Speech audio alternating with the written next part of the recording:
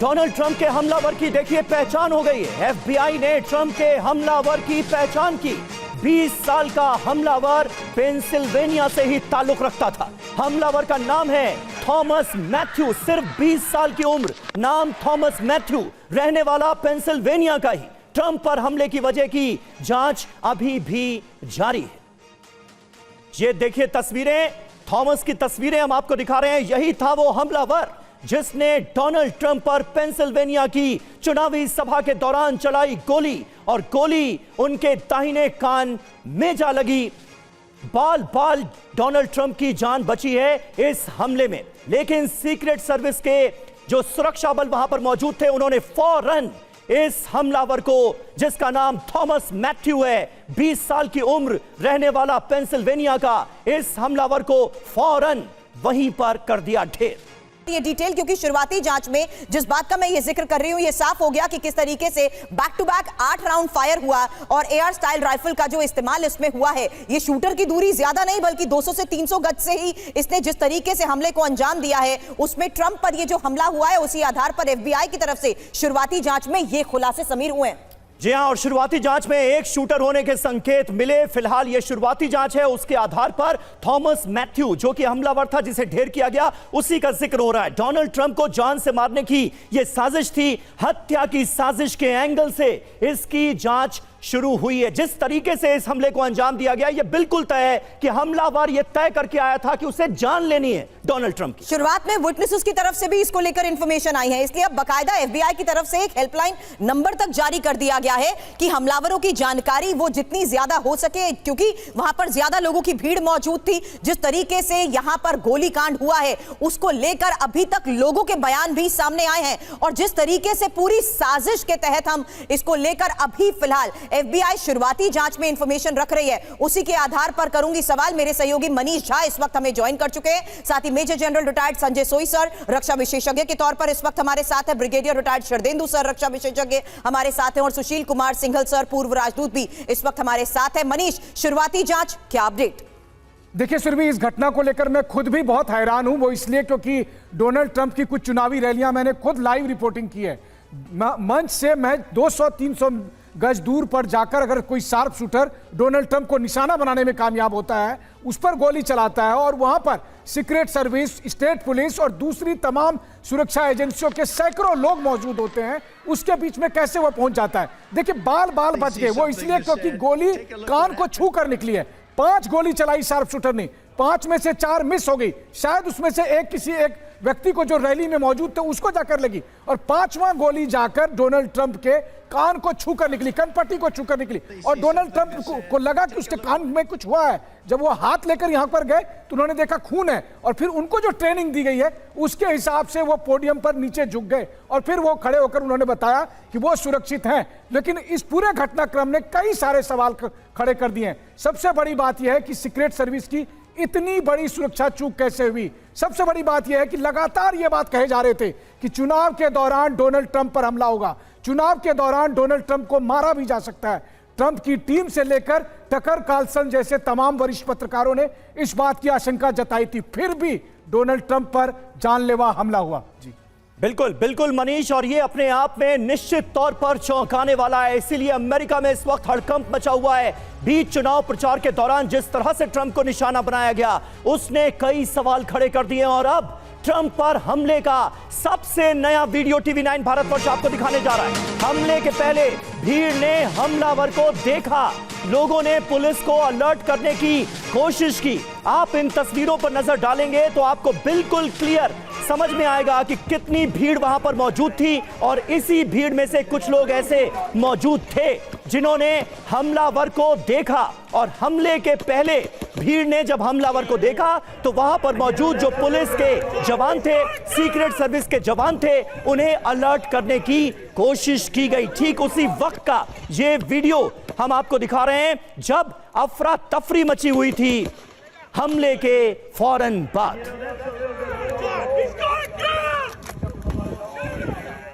Donald Trump पर हमले पर एफबीआई का बयान आ गया है। इस घटना से जुड़ी सभी जानकारी हम जुटा रहे हैं। यह एफबीआई की तरफ से बताया गया है। कहा यह भी गया है कि हमलावर की मंशा अभी साफ नहीं है, यानी मोटिव अभी तक क्लियर नहीं हो पाया है। इसकी जांच की जा रही है। हमलावर को तत्काल मार गिराने में हम सफल रहे।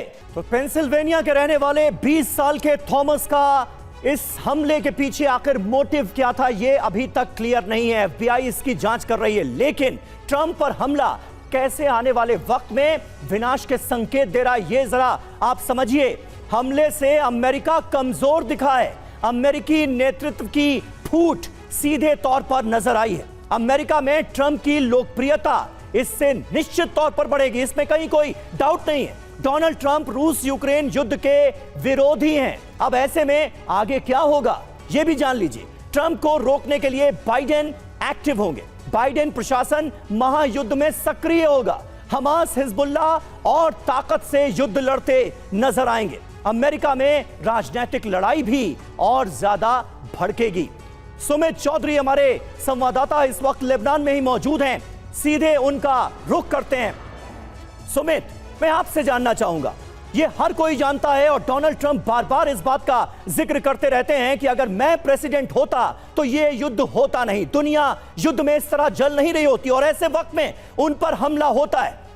इसका माना यह जा रहा है कि पूरे अरब वर्ल्ड पर बड़ा असर पड़ेगा। युद्ध जहां पर चल रहे हैं वो आने वाले वक्त में और भड़क सकते हैं, क्योंकि अमेरिका इस हमले के बाद एक तरह से कमजोर साबित हुआ है और आपसी जो फूट है वो सामने आई है। बिल्कुल बिल्कुल, देखिए समीर, इसमें तो दो राय नहीं है कि अमेरिका बहुत ज़्यादा कमज़ोर होता जा रहा है। पहले लगातार अपने अलायंस के साथ में, अपने समर्थक देशों के साथ में, अगर आप देखें कि इजराइल हो चाहे वो यूक्रेन हो, ऐसा लगा कि शायद अमेरिका, या फिर आप ताइवान की बात कर लीजिए, ऐसा लगा कि अमेरिका के पास अब कुछ बचा नहीं है सपोर्ट करने के लिए। सिर्फ और सिर्फ वादे और सिर्फ रसद के, आप कह सकते हैं, प्रोमिस किए जाते हैं। और अब जब डोनाल्ड ट्रंप पर लगातार इस तरीके का अटैक होता है, वो भी अमेरिका के अंदर, लगातार रैली के अंदर, तो ये दिखाता है कि अमेरिका की फिर कैसे कमजोर हो गया। ना सिर्फ फॉरेन पॉलिसी बल्कि इंटरनल सिक्योरिटी भी अमेरिका की कमजोर होती जा रही है। और ऐसे वक्त में अमेरिका के लिए बहुत मुश्किल होगा, क्योंकि अब लगातार कई प्रॉक्सीज, या फिर आप कह सकते हैं कई देश जो लगातार अमेरिका के खिलाफ है, वो दिखाएंगे कि देखिए ये तो अपने देश में ही सुरक्षित नहीं है।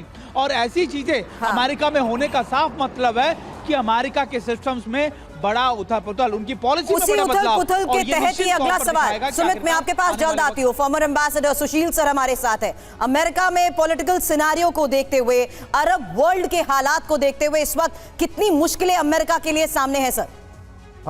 देखिए, जो अटैक हुआ सुरभि जी, ये बहुत ही गलत हुआ, क्योंकि पॉलिटिक्स में अपनी जगह है और इस तरह के अटैक सही नहीं है। और आई थिंक मेरे विचार से, अगर मेरी मेमोरी सर्व कर रही है सही, तो ये पहली बार ऐसा है कि एक अमेरिकन प्रेसिडेंशियल कैंडिडेट के ऊपर इस तरह का हमला हुआ है। तो अमेरिका की राजनीति जो स्थिति है उसमें बहुत ही इसमें असर पड़ेगा। और इसका जो अटैक हुआ है, इसका असर, जैसा कि अभी कह रहे थे कि जानकारी थी, कि संभावनाएं थी, उसके बावजूद ये हुआ, तो अमेरिका की स्थिति का जो है, जो उसकी शक्ति का आभास रहता है हर सबको, उस पर भी इसका असर पड़ेगा। और इस सब का ये जो आपका हमास का जो अरब इजराइल झगड़ा चल रहा है पैलेस्टाइन का, उस पर भी कुछ ना कुछ इम्पैक्ट जरूर आएगा। और अभी हमें ये नहीं मालूम कि वो उसकी इंक्लिनेशन क्या थी। एक बार अगर उसके बारे में पता लगेगा तो उसके इम्प्लीकेशन अलग आएंगे। मोटिव अभी तक क्लियर नहीं है। एफबीआई इसका पता लगाने की कोशिश कर रही है। लेकिन संजय सॉय साहब, क्या आकलन है आपका? क्योंकि यह हमला ऐसे वक्त में हुआ है जब डोनाल्ड ट्रंप और जो बाइडेन के समर्थकों में डिवाइड बढ़ता हुआ हम देख रहे हैं, और जंग में जो अमेरिका का रुख है और उसे लेकर जो ट्रंप का रुख है, उसने इस डिवाइड को और बढ़ा दिया है। नहीं, बिल्कुल समीर, इस समय में जो दो तीन बातें निकल के आती, क्योंकि एक तो पहले जो जैसे आप कह रहे थे मोटिव पता नहीं चल रहा है। दूसरी बात यह है, जैसा अभी आपने सही फरमाया था, कि इसका फायदा किसको होगा। देखिए, जो एक फोटो बहुत वायरल जा रही है इस समय में, कि पीछे ट्रंप के मुंह से खून निकल रहा है, पूरे मुंह पर खून है, कान से बह रहा है, पीछे अमेरिका का फ्लैग है और ट्रंप ने मुट्ठी ऐसे पकड़ी हुई है और वो कह रहा है कि बिल्कुल। तो ये जो बात है, ये बात ट्रंप के फेवर में पहुंच जाएगी। तो यहाँ पर ये बाइडेन के रिएक्टिव होंगे अभी कि भाई ये क्या हो रहा है, और ट्रंप बार बार ये कह रहा है कि आज जो अमेरिका की इकोनॉमिक कंडीशन है, जो हालात है, ये सब बाइडेन की पॉलिसीज की वजह से। तो क्या बाइडेन अभी और आक्रामक होंगे, जैसा भी आप कह रहे थे? क्या यूक्रेन को और मदद देंगे, इसराइल को और मदद देंगे, हिजबुल्लाह, लेबनान, हमास और मिडिल ईस्ट में युद्ध की ज्वाला और भड़केगी? ये भी ये देखना पड़ेगा, क्योंकि बाइडेन को अभी कुछ ना कुछ करना पड़ेगा।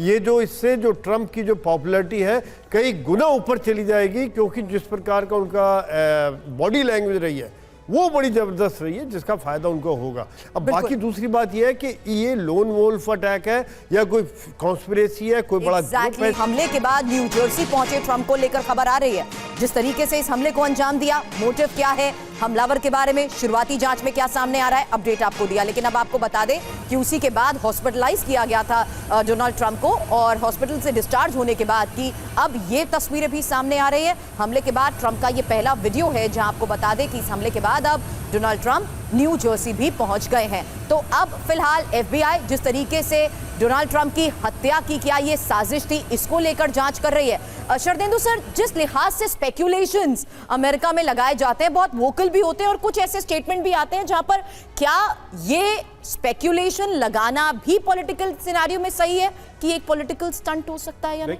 देखिए, ये जो हमला हुआ है डोनाल्ड ट्रंप के ऊपर एक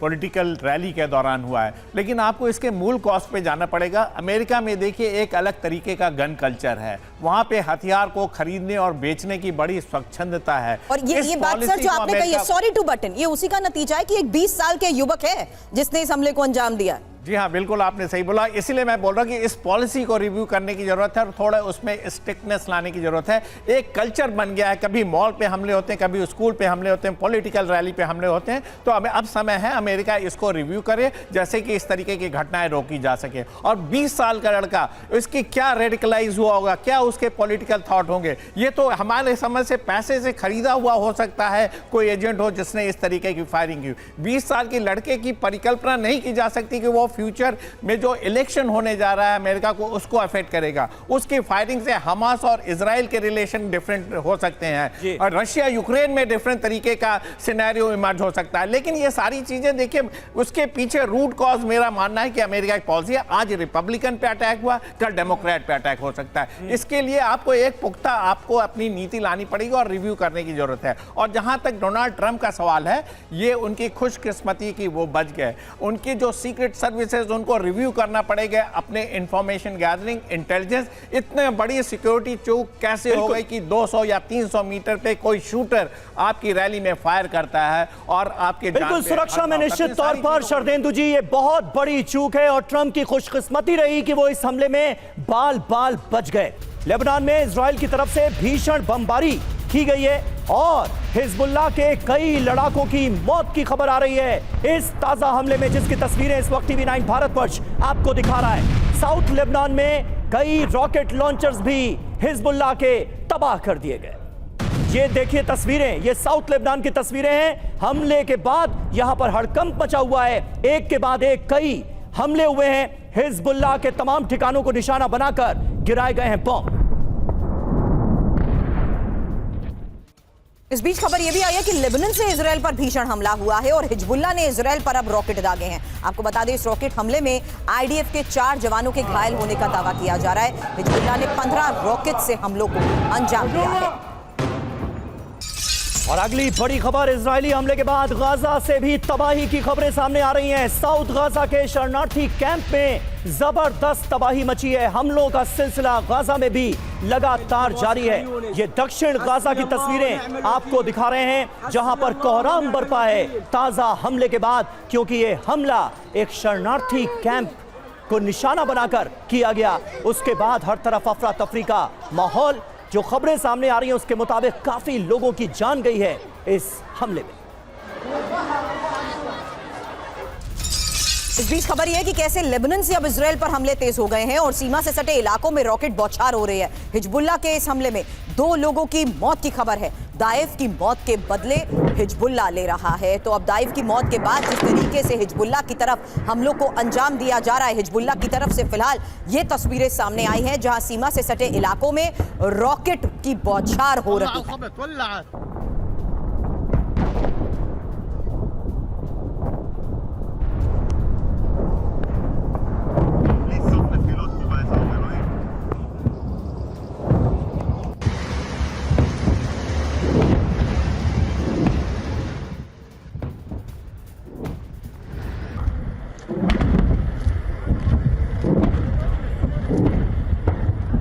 तबाही की ये वो तस्वीरें हैं जो अब देखिए किस तरीके से हमलों को अंजाम देने के बाद सामने आ रही है।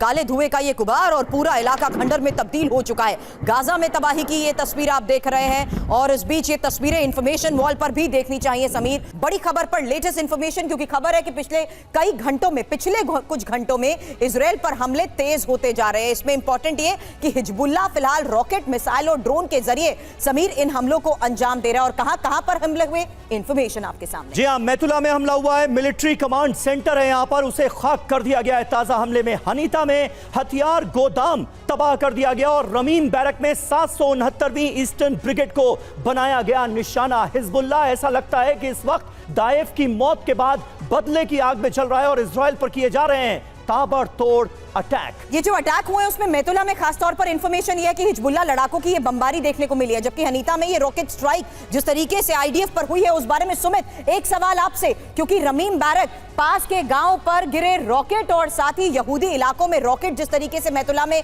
दागे गए हैं, खबर यह आई है कि हनीता में 3 बॉर्डर मिलिट्री पोस्ट को तबाह करने में ये कामयाब रहे हैं और रमीम बैरक में ऑपरेशन सेंटर को बर्बाद कर दिया गया है। समीर जी हां, खास बात देखिए क्या है, हिजबुल्लाह लड़ाकों ने घुसपैठ की कोशिश की है।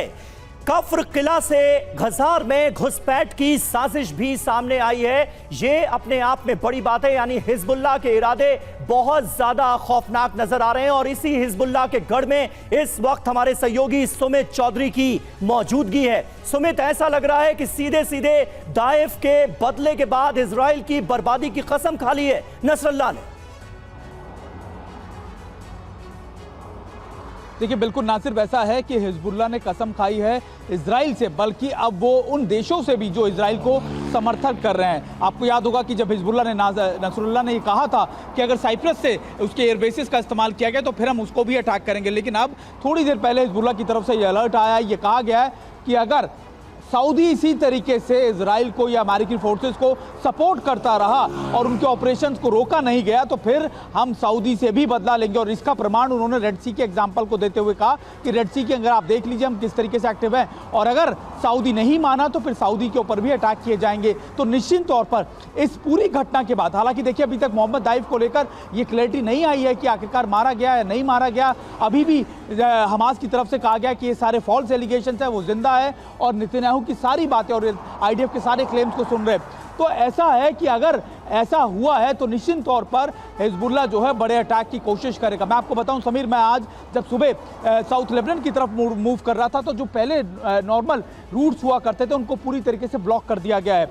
हमको बहुत मुश्किल हुई अलग अलग इलाकों से गुजरने में, क्योंकि कहा गया कि हिजबुल्लाह ने अपनी स्ट्रैटेजीज बदल दी है, हिजबुल्लाह ने अपने रूट्स बदल दिए हैं। हिजबुल्लाह लगातार इन इलाकों के अंदर बड़े चेंजेस कर रहा है और ऐसे बड़े चेंजेस समीर तभी होते हैं जब आप कोई बड़ी स्ट्रैटेजीज पे काम कर रहे होते हैं या आपको कोई बड़ा अलर्ट मिला होता है कि देखिए कोई सिक्योरिटी ब्रीच हुआ है। तो ऐसा लगता है कि हिजबुल्लाह फुल मोड में है और लगातार इस पूरे इलाके के अंदर कई बड़े बदलाव कर रहा है। कल ये बड़े बदलाव क्या संकेत देते हैं शरदेंदु सर? सवाल यही, ये जो बदली स्ट्रैटेजी का सुमित यहाँ पर जिक्र कर रहे हैं हिजबुल्लाह का सवाल है, वो 7 अक्टूबर से उसने अपनी पूरी तैयारी कर रखी है और बदले हुए तेवर हिजबुल्लाह के दिखाते हैं कि जिस तरीके से इजराइल ने नॉर्थ इजराइल में अपना मोबिलाइजेशन किया, 35,000 इजरायली नागरिकों को वहाँ से हटा के सेफ इलाके में भेजा, तो इजराइल ने भी एक तैयारी कर रखी है। हिजबुल्लाह का एडवांटेज यह है कि उन्होंने पूरे इलाके की मैपिंग कर रखी है और उनके पास जो हथियार है वो उनके मिलिट्री साइट, उनके लॉन्च साइट, उनके एयर बेसेस, उनके डिपो पे टारगेट करते हैं। तो ये उनकी तैयारी, और हर बार वो इस तरीके के बयान देते हैं कि अगर इजराइल ने कुछ इस तरीके के हमले किए या एग्रेशन को तेज किया तो हमले और तेज हो जाएंगे। और ये साथ साथ मैसेज भी देते हैं कि इजराइल का हमला जब सीरिया पे होता है तो उसको हाईलाइट किया जाता है, जिससे कि वो एक अपने स्ट्रेटेजिक पार्टनर्स को भी इसमें इन्वॉल्व कर सकें। तो एक बड़ी डिजाइन है और बार बार एक भय पैदा करते हैं कि यह युद्ध पूरे मिडिल ईस्ट में फैल जाएगा। तो इस तरीके का सिचुएशन क्रिएट करना हिजबुल्लाह की एक आर्ट ऑफ वॉर है, उसकी एक टैक्टिक्स है, जिससे कि इजराइल को काबू में रखा जाए और इजराइल पे अमेरिका द्वारा एक प्रेशर बनाया जाए कि हिजबुल्लाह पे वो अटैक ना करे। ट्रंप पर हमले से पहले जो शूटर जिसने हमला किया डोनाल्ड ट्रंप पर, उसका एक वीडियो सामने आया है और इस वीडियो में जानते हैं थॉमस मैथ्यू कहता क्या नजर आ रहा है। वो कह रहा है कि मैं डोनाल्ड ट्रंप से नफरत करता हूं। मैथ्यू ने कहा रिपब्लिकन से भी मुझे नफरत है। ये देखिए वो वीडियो थॉमस मैथ्यू का, जो कि अब इस दुनिया में नहीं है, जिसे मार गिराया जा चुका है डोनाल्ड ट्रंप पर जानलेवा हमले के बाद।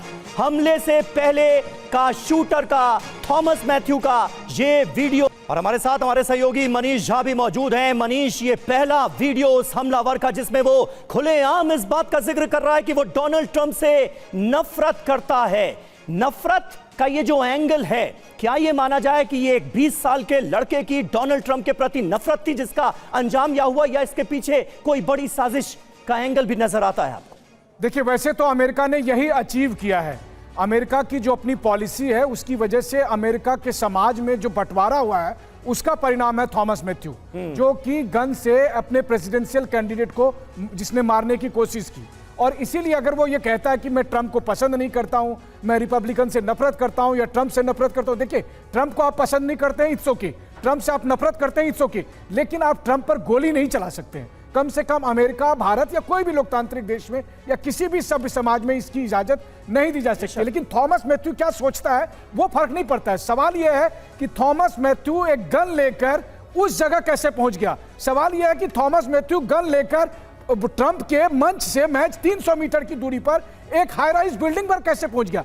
अगर मैं आज भारत के किसी भी राज्य के पुलिस को कह दूं कि यहां पर एक बड़ा नेता आने वाला है और यहां रैली होगी, तो सबसे पहला काम वो यही करेंगे कि मंच के आसपास जितनी भी ऊंची बिल्डिंग है उसको वो सिक्योर करेंगे। ये बेसिक पैरामीटर है। और दुनिया की सबसे स्मार्ट माने जाने वाली सीक्रेट सर्विस इसमें कैसे चूक जाती है कि ठीक ट्रंप के से पीछे 300 मीटर की दूरी पर एक बिल्डिंग में हमलावर बंदूक लेकर खड़ा होता है, सैकड़ों की संख्या में वहां पर शार्प शूटर लगे होते हैं, किसी की नजर नहीं पड़ती है। गोली चलने के बाद आप उसे मार देते हैं, तोप से उड़ा देते हैं, फर्क नहीं पड़ता। तो हमें इस बारे में जानकारी है कि किस तरीके से वो एक डेटा यहां पर रख रहे थे, मुद्दे के आधार पर लोगों के बीच बातचीत कर रहे थे। सुशील सर, अब जिस तरीके से पब्लिक अपीयरेंस, यहां तक की खबर तो यही है इस वक्त भी वो न्यू जर्सी पहुंच चुके हैं, correct me if I am wrong Manish, क्योंकि एक इवेंट को लेकर एक बार फिर से वो पब्लिक के बीच में है। और सुशील सर, सवाल इस लिहाज से कि पब्लिक के बीच में जिस तरीके से उनकी appearance on end of her एक की रहने वाली है, हर नेता की रहती है, उसी दौरान युवाओं का इस तरीके से हथियार मुहैया आसानी से करवाकर हमले को अंजाम देना, क्या ये एक बहुत बड़ा इशू अब नहीं है अमेरिका के लिए?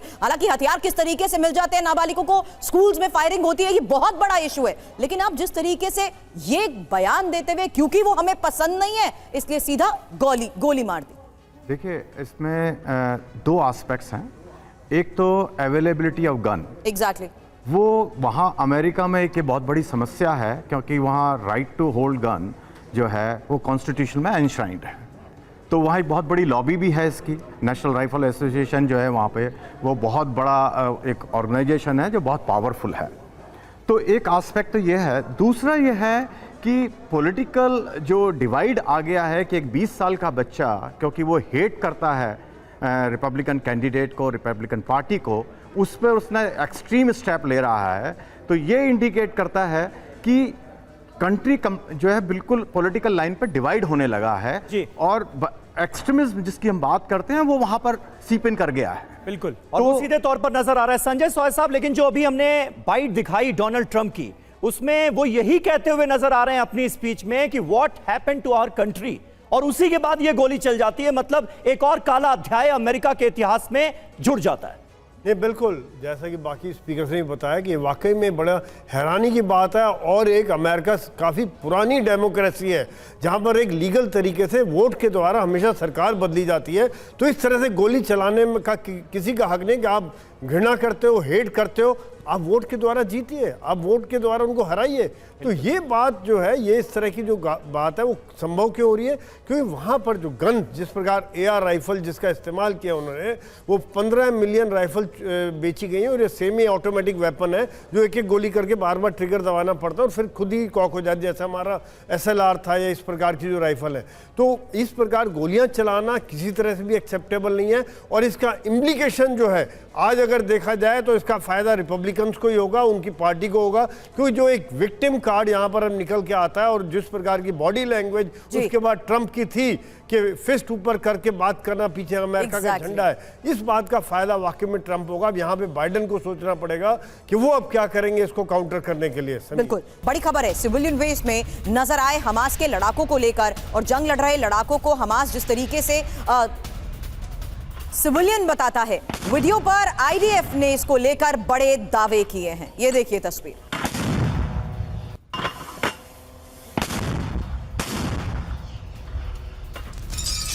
और अगली बड़ी खबर, ताइफ की मौत के बाद सड़कों पर हमास के लड़ाके नजर आए। हथियारों के साथ सड़कों पर उतरे हमास के लड़ाके।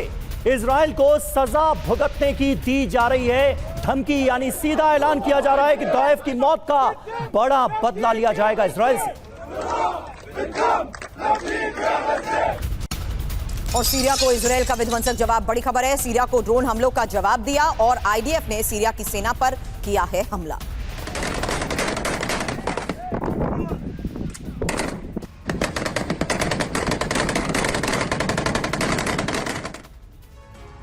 तो ये निश्चित तौर पर इजराइल के दुश्मनों के लिए बड़ा झटका है। ताइफ की मौत की चिंगारी, आगे जंग विध्वंसकारी, इसके आसार क्यों बनते हुए नजर आ रहे हैं, ये जरा आप समझिए।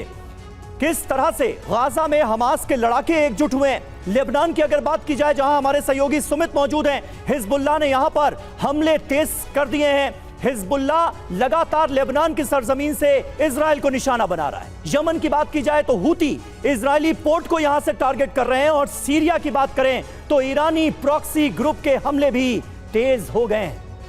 हमारे सहयोगी सुमित चौधरी इस वक्त मौजूद हैं। सुमित, वहां से आप हमें क्या जानकारी देना चाहेंगे? यहां तो खबरें बार बार ये आ रही हैं कि इजराइल की तरफ से साउथ लेबनान के तमाम इलाकों को निशाना बनाया जा रहा है, लेकिन इन हमलों के काउंटर के तौर पर हिजबुल्लाह बहुत बड़े हमले की तैयारी में।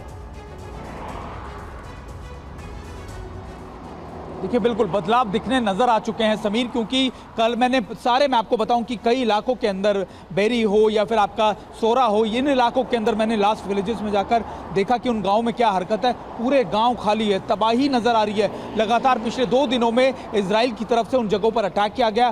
पूरे घरों के घर, गाँव के गाँव खाली करा लिए गए हैं। तबाही नजर आती है। वहाँ पर आपको नजर आता है कि हर एक लोकेशन पे जिसको भी इजराइल को लगता है कि यहाँ पर हिजबुल्लाह की मौजूदगी है, उसको टारगेट किया जाता है। एक जगह में गया जो कहा गया कि ये हिजबुल्लाह का लॉजिस्टिक सेंटर था, जहां से उनकी गाड़ियों की मूवमेंट होती थी, उसको पूरा बर्बाद कर दिया गया। और हिजबुल्लाह ने अब क्या किया कि वहां से जो रिहायशी लोग थे उनको बेरूट की तरफ निकाल दिया, लेकिन गांव में अपनी मौजूदगी बढ़ा दिया। हर घर के अंदर एक बंकर है जिसमें हिजबुल्लाह के कुछ कमांडर्स, कुछ सोल्जर्स रहते हैं और रह रहकर वो इन घरों का इस्तेमाल करते हैं इजराइल पर अटैक करने के लिए, ड्रोन से अटैक करने के लिए। आपको याद होगा पिछले 2 से 3 दिन में 100 से ज़्यादा मिसाइलें ड्रोन से अटैक किया गया। वो लगातार इन्हीं गांवों से किया जा रहा है। और यहाँ पर इतनी ज़्यादा, मैं आपको बताऊं कि सर्विलेंस है कि अगर एक भी गाड़ी मूव करती है तो इजराइल उसको देखता है, और अगर इजराइल को लगता है कि ये लगातार उनके लिए थ्रेट हो सकता है तो फिर उसको अटैक किया जाता है। कल भी जिस इलाके में हम थे वहां पर 2 गाड़ियां थी हमारे साथ में, उनको एक गाड़ी को उसके 1 घंटे बाद टारगेट किया गया। तो ये दिखाता है कि कितना ज्यादा संवेदनशील इलाका है वो। और अभी इन संवेदनशील इलाकों से जिस तरीके से आपने रिपोर्ट्स भेजी, आपसे थोड़ी देर बाद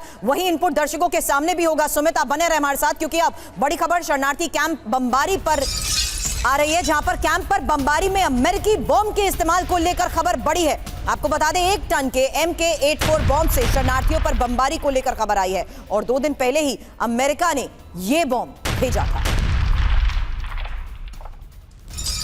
और अगली बड़ी खबर, बात इजराइल लेबनान युद्ध से ही जुड़ी। ताइफ की मौत के बाद इजराइल पर बड़े हमले हो रहे हैं। लेबनान से हिजबुल्लाह ने रॉकेट बौछार कर दी है। ये देखिए तस्वीरें, किस तरह से दर्जनों रॉकेट एक साथ दागे गए।